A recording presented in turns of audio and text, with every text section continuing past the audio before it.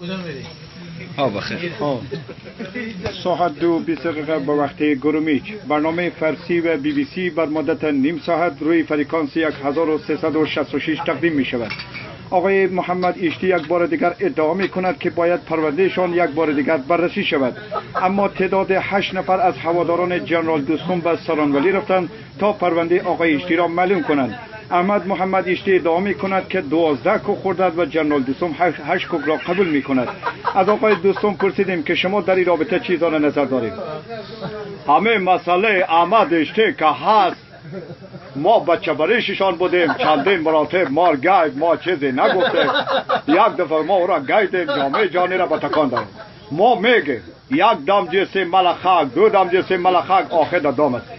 همه جبهات جنگ آقای قنی با ما طویل نمیده، قومگرایی را پیشه میکنه، ما تحمل مسئله نداریم.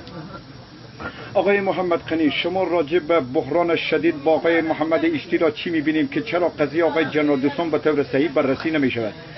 اینه به شما ملت افغانستان میگی و برای گفتیم که اگر ما حادثات جناب آقای دوستم بررسی کنیم ما را خواهد گید. دیگه شما ملت افغانستان آرام باشید. میشه حادثات ترافیکی هست.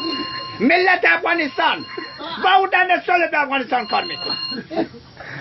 در کنفرانس بروکسل و نشست آقای حکمتیار در افغانستان کار خود بررسی میکنه. جناب امیر محمد اسماعیل خان رهبران خاموش شهرات یک بار دیگر هشدار میداد که جنگ افغانستان از جنگ دوم سوریه بدتر خواهد شد.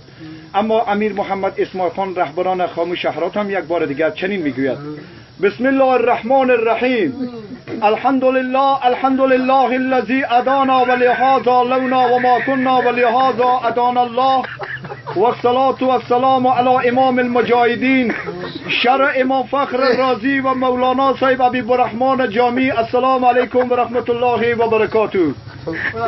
ما کسانی بودیم که در دوران جهاد، در دوران مقاومت پیش از 2 میلیون انسان به قربانگاه تحویل دادیم. ما با صراحت میگیم که ما رام نمیشینیم.